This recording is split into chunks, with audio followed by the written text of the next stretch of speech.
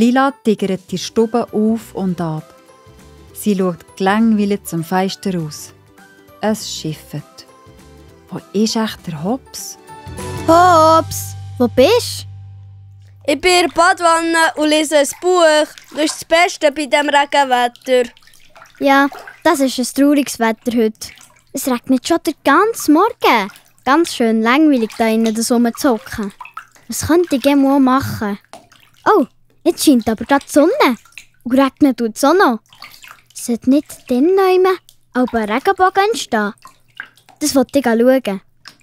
Hops, ich gehe ein bisschen voraus. Okay, tschüss. Lila schnappt sich ihr Regenmäntel, kumpelt die Gummistiefel und geht zur Tür raus. Wow, wirklich?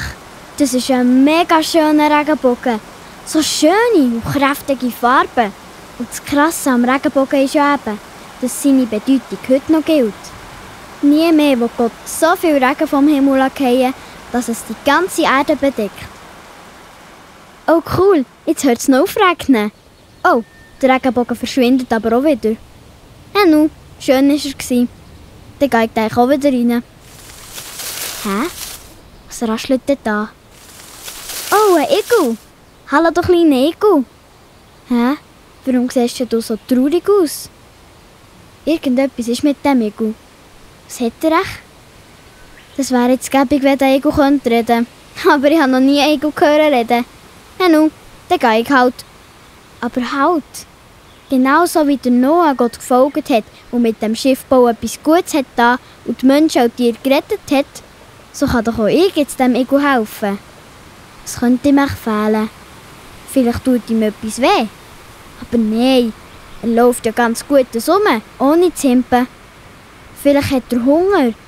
Ich hole heute ein Erdbeere aus dem Garten und teile es mit ihm. Dann haben wir noch gerade ein bisschen Zeit miteinander und er ist nicht so alleine. Genau so hat es Lila gemacht. Sie ist aus dem Garten Erdbeere geholt, ist zum Igel zugehöckelt und zusammen haben sie den Erdbeere gemampft. Das war dann ein Geschmatz. Der Igel hat Erdbeere bis hinter die Ohren verschmiert und gestrahlt hat er über das ganze Gesicht. Lila war mega zufrieden, weil sie gewusst hat, dass sie jetzt genau das Richtige gemacht hat.